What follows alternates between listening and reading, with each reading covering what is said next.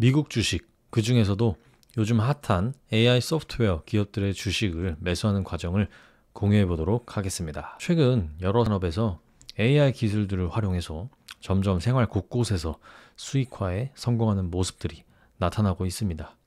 당장 저 같은 경우도 실생활에서 이제 자연어 기반의 AI 모델인 챗GPT를 아주 잘 활용하고 있고요. 최근 중국에서는 챗GPT의 대항마로서 저비용 고효율의 딥시크 R1을 개발 후에 시장에 출시해서 본격적인 글로벌 마켓에서 파이를 늘려나가기 위한 그런 경쟁이 시작되고 있습니다. 이뿐만 아니라 제가 영상 편집할 때 사용하는 어도비사의 프리미어 프로에도 자동 자막 생성 그리고 말 더듬이나 중간에 말 멈춤과 같은 것들을 인지해서 자동으로 수정을 해주는 이런 AI 기술들이 매 해마다 업그레이드 되어서 영상 편집을 하는데 소요되는 시간을 줄여주기까지 합니다. 또한 저는 주식 투자의 퀀트랙이라는 어플도 잘 활용하고 있는데요. AI가 개별 종목에 대한 적정 주가 판독을 해줘서 매수 매도에 대한 판단 기준 수립을 도와주고 더 나아가서 차트 분석을 해줘서 최적의 매수 매도 타이밍까지 추천해주는 역할도 합니다. 물론 여기에 100% 의존하지는 않고 제 나름의 필터링 과정을 한 번 더 거치기는 합니다. 이렇듯 AI 소프트웨어 산업은 불과 2, 3년 전만 해도 일반 소비자들 입장에서는 먼 얘기 같았는데 어느덧 상용화에 성공을 해서 우리 실생활에 이미 스며든 것 같습니다. 자, 여기까지 각설하고 그래서 그 많은 AI 소프트웨어 기업들 중에서 넌 뭘 살 거냐? 결론부터 말씀드리면 저는 DOCU라는 티커를 가지고 있는 미국 주식 도큐사인을 살 것 같습니다. 지금 보시는 것처럼 제가 도큐사인 그리고 CRM이라고 불리는 세일즈포스 그리고 티커가 나우인 서비스 나우 이렇게 세 가지 기업들의 종목을 예시로 가져와 봤습니다. 지난 시간에 배운 가치평가 지표들을 한번 대입을 해보겠습니다. 어떤 게 가장 저평가된 것 같나요? 저는 여러 가지 지표가 있지만 종합적으로 봤을 때 도큐가 가장 저평가된 것 같습니다. 비록 저희 PBR로 표현되는 순자산 가치 대비 주가가 9.82로 다소 높아 보이긴 하나 포워드 PER이나 EPS 성장률 그리고 이들 모두 고려한 PEGR까지 고려를 했을 때 도큐가 가장 매력적일 것으로 보입니다. 주식의 미래 가치에 대한 프리미엄이라고도 볼 수 있는 PER이 26이면 연간 최소 약 26% 정도 성장할 것으로 기대됩니다. 그런데 PE 비율이 성장률보다 낮다면 그 종목은 저평가됐다고도 볼 수 있겠죠. 제가 Seeking Alpha라는 사이트를 통해서 미래에 3에서 5년 정도 기간 동안 예상되는 연평균 EPS 성장률 자료를 가져와 본 결과 약 28.06% 정도가 나온다고 되어 있습니다.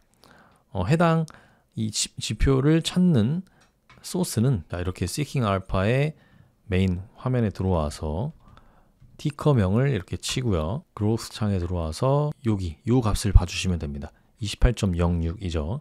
이 값은 증권사나 여러 기관들에서 예상한 수치로서 꼭 맞는다는 보장은 없고 틀릴 수도 있지만 대략적으로 요 정도 감을 잡고 본인만의 어떤 의견을 추가해서 매수매도 판단에 넣으시면 되겠습니다. 아무튼 그래서 저는 일단 이 값을 기준으로 한번 적정 주가까지 산출을 해봤습니다. 저희가 보통 주가를 산정하는 방법 중에 하나로서 PER 곱하기 EPS를 곱하는 방법이 있습니다. 그래서 최근 EPS는 3.72고요. 현재 주가는 95입니다. 미래 장기 예상되는 EPS 성장률은 연간 28.06% 정도 됩니다. 보통 우리가 PEGR을 생각을 해봤을 때 PEGR이 1이 되는 시점이 EPS 성장률과 퍼가 같은 시점에 PEGR이 1이 됩니다. 그래서 옛날에는 PEGR이 1인 것을 기준으로 고평가, 저평가 기준을 나눴기는 했는데요.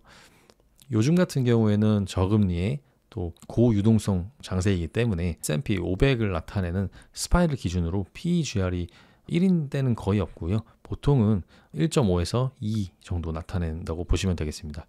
그래서 이 점에 착안을 해서 저희도 EPS 성장률을 기준으로 해서 EPS 성장률의 최근 EPS 값을 곱한 값과 그리고 EPS 성장률의 1.5 정도 곱한 값에 다시 한번 최근 EPS를 곱한 값 이렇게 해서 저평가 가격의 범위를 한번 선정을 해봤습니다. 다시 한번 정리해서 말씀드리면 보통 S&P 500 기준으로 PEGR이 1.5가 되는 시점이 보통의 상황이기 때문에 1.5보다 낮은 수준에 있는 가격대가 저평가됐다라고 판단을 하고 그 범위에서 우리는 매수를 한다라고 보시면 되겠습니다. 그런데 보통 강세장에서는 종목 상관없이 대부분의 주식들이 모두 오르는 경향이 있습니다. 최근 미국 주식을 보면은 2023년부터 해가지고 계속 강세장을 거듭하고 있죠. 그래서 요즘과 같은 장에서는 PEGR이 1.5에서 2배 정도까지 그 범위에서 움직인다고 봐도 전혀 무리가 없습니다. 그래서 요즘 장을 고려했을 때는 도큐사인의 적정 주가는 156에서 208.8 정도가 되겠습니다.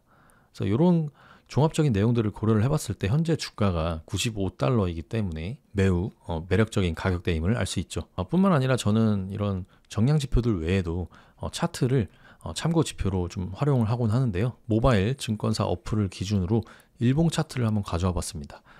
멀리 갈 것도 없이 8월 달 거부터만 보더라도 지금 계속해서 상승 추세를 보이고 있죠. 그리고 최근 한 달 정도 추세를 보더라도 지금 이평선을 한번 보시면 어떻습니까? 5일 이평선 아래에 20일 이평선, 20일 이평선 아래에 60일, 60일 이평선 아래에 80일, 80일 이평선 아래에 120 이런 식으로 아주 이쁘게 골든크로스 정배열을 띠고 있죠. 그래서 이런 형상을 우리는 골든크로스라고도 부릅니다. 자, 그런데 어떤가요? 월봉으로 봤을 때 21년도 하반기에 315달러까지 하던 놈이 지금 96.7까지 내려온 겁니다. 그러면 21년 8월 기준과 지금의 매출 그리고 영업 실적들을 한번 보도록 하겠습니다. 네, 지금 보시는 화면이 도큐사인의 어떤 재무 정보들을 나타내는 화면인데요.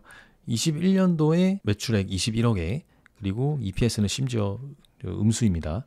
그리고 현재 시점 25년 2월을 나타내는 매출액은 32억에 그리고 예상 EPS는 3.7입니다. 영업이익과 영업이익률을 보더라도 21년도는 마이너스 그리고 25년은 9.4억 달러 예상되고요.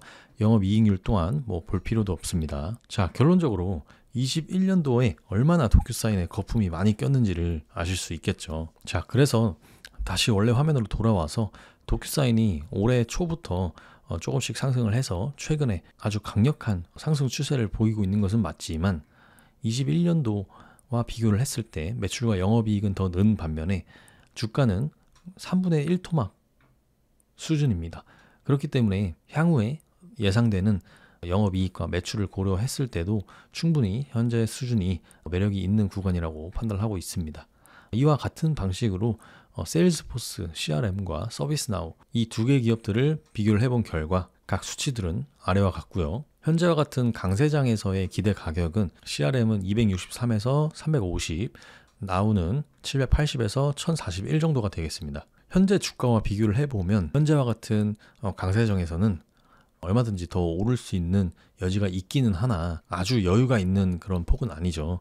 그래서 개인적으로는 이 두 개의 기업들은 투자하지 않기로 했습니다. 실은 이미 저는 도큐사인을 한번 수익 실현을 한 적이 있습니다. 아마 작년 하반기쯤에 샀었나요? 그래서 몇 개월 정도 갖고 있다가 1월 말에 한번 수익 실현을 한 적이 있습니다. 67% 정도 실현을 했네요. 근데 팔고 나서 이 영상을 준비를 하면서 다시 한번 분석을 해보니까 여전히 매력적인 구간에 있고 그래서 저는 다시 환전을 해서 한 3,400만 원 정도 우선 소액만 재투자를 해볼까 합니다. 자, 지금부터는 제가 본문에서 말씀드린 이 가치평가 지표들, PER 이런 것들을 볼 수 있는 각 사이트들을 한번 소개를 해볼까 합니다. 우선 가장 대표적으로 시킹 알파가 있겠고요. 아까 보여드렸던 것처럼 여기 메인 화면에서 스티커 이름을 치고 이렇게 화면이 보이면 파이낸셜 탭 누르고 여기서 이 값을 보시면 EPS 값들을 보실 수가 있고요. 향후 3에서 5년 정도 장기 시계열 관점에서 연평균 EPS 성장률을 보고 싶다라고 하면은 이 탭을 보시면 되겠습니다. 그리고 PEGR 값을 보고 싶다 하면은 야후 파이낸스 메인 화면에 접속을 하셔가지고 도큐 한번 검색을 해보시고 스태티스틱스 탭에 들어옵니다. 그러면 뭐 최근 5개년치 정도, 그리고 지금 시점에 해당하는 트레일링 피어, 과거 퍼저, 그리고 포워드 P, 이제 미래 퍼저, 그리고 PEGR, PSR, PBR과 같은 여러 형태의 가치평가 지표들을 소개를 해주고 있습니다. 뭐 마찬가지로 인비즈 사이트에 오시면은 다른 형태로 지표들을 좀 볼 수가 있는데요. 여기서도 마찬가지로 메인 화면에 다큐를 치시면 PGR, 뭐 포워드 P, PE 이런 값들을 나타내고 있습니다. 마지막으로 코이핀이라는 사이트를 접속을 해보실 수 있는데요. 여기서 덕큐를 검색하고, 예를 들어서 내가 포워드 PER을 보고 싶다라고 하면은 지금 보시는 화면에서 이렇게 스태티스티컬 밴드를 눌러주시고 평균값, 하이, 로우, 미디안을 클릭을 해서 현재 수준이 과거 시점의 어떤 고점과 저점, 그리고 평균값, 중간점 대비해서 어느 수준에 있는지도 보실 수가 있습니다. 자, 현재는 시계열을 전체 시계 관점으로 보면은 2018년 대략 여름 때부터 있다고 치고, 고점이 310, 아까 말씀드린 2021년 고점 그 시기죠. 그리고 저점이 37, 그리고 평균이 102, 그리고 중간값이 62. 근데 현재 수준이 지금 96이니까 뭐 한 평균 정도에 속하는 그런 상태라고 보시면 되겠죠. 그런데 저는 이 각 사이트마다 돌아다니는 게 귀찮아서 아까 서두에 말씀드렸던 이 퀀트랙이라는 어플을 씁니다. 그래서 이 각 사이트마다 어차피 뭐 세부적인 치수는 조금씩 달라요. 그래서 근데 큰 틀에서 뭐 보기에는 제 퀀트랙의 기준으로 봤을 때 매출액이든 뭐 영업이익이든 영업이익률이든 아니면 이런 식으로 상세 재무지표를 보여주고 있고요. 이런 값들을 제가 보기 편한 형태로 원큐에 보여주고 있기 때문에 이 어플을 통해서 저는 지표를 확인을 하고 있습니다. 마지막으로 지금까지는 정량적인 지표들을 가지고 매수 매도 판단 기준을 얘기해 왔다면, 지금부터는 왜 하필 지금 이 시점에 이 종목을 선택했고 AI 소프트웨어 기업들 중에서 또 선택을 했는지, 그런 정성적인 부분들에 대해서도 말씀드려보겠습니다. 우선 첫 번째로는 자금 수급의 이동입니다. 최근 중국의 딥시크 R1이 저비용으로 챗GPT 5.1급 성능을 구현할 수 있다는 소식이 전해지면서 시장에 큰 파장을 일으켰죠.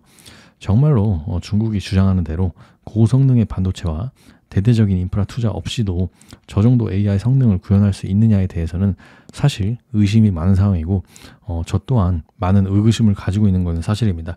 그렇지만 앞으로 기술 개발 기업들에 대해서 저비용 고효율 경쟁이 시작됐다는 그런 가능성은 열어준 것 같습니다. 그래서 앞으로는 기존의 AI 제조의 중심이 되는 반도체 산업 구조에서 AI 기술을 활용하는 AI 소프트웨어 기업들 쪽으로 투자 자금의 이동이 있을 것입니다. 제가 오늘 다룬 도큐사인이라든지 서비스나우, 세일즈포스 외에도 뭐 대표적으로는 팔란티어가 있겠고요. 자율주행 소프트웨어를 다루는 테슬라, 그리고 메타, 알파벳, 애플 등이 있겠죠. 아무튼 그래서 앞으로는 기존의 AI 제조의 중심이 되는 반도체 산업 구조에서 AI 기술을 활용하는 AI 소프트웨어 기업들 쪽으로 투자 자금의 이동이 있을 겁니다. 두 번째로는 트럼프 관세 정책과도 관련이 있습니다. 트럼프는 최근 멕시코, 캐나다에 25% 관세를 부과하는 행정명령에 사인을 했고, 중국에는 기존 관세에 플러스 10%를 더 얻는 그런 행정명령을 발동을 했습니다. 이에 멕시코와 캐나다 양 국가의 수장들은 즉각 반발의 목소리를 냈고, 중국은 WTO에 제소하겠다는 움직임까지 보이고 있습니다. 이렇게 서로 관세 폭탄으로 싸우고 보복하고 이런 것들이 반복이 되면은 당연히 제조 수출 기업들에게는 악재가 될 겁니다. 뭐 가전제품, 식료품, 자동차, 배터리, 반도체 그 등등이 그 대표적인 예가 되겠죠. 하지만 AI 소프트웨어 기업들은 아직까지 이런 제조 수출 중심의 관세 폭탄의 영역으로부터는 좀 자유로운 분야입니다. 그래서 일종의 피난처 역할을 해주리라 보고요. 실제로도 앞서 언급드린 메타나 아마존, 알파벳과 같은 기업들은 관세 공격 발표 이후에 아주 건재한 주가 흐름을 보이고 있습니다. 네, 그래서 오늘은 주식 종목 선정 방법에 있어서 실전 사례를 한번 가져와 봤습니다. 정량적인 가치평가 지표들을 활용하는 방법과 최근 미국의 정책, 산업 동향 이런 것들을 반영한 정성적인 부분들에 대해서도 언급을 해봤습니다. 결론은 어떤 종목을 선정했느냐가 중요한 게 아니고 그 종목을 선정하는 나만의 알고리즘, 나만의 논리 수립 과정 이런 것들이 더 중요한 것 같습니다. 오늘 다뤄본 이런 내용들을 가지고 자신만의 판단 기준을 수립해서 성공 투자하시길 바라겠습니다. 감사합니다.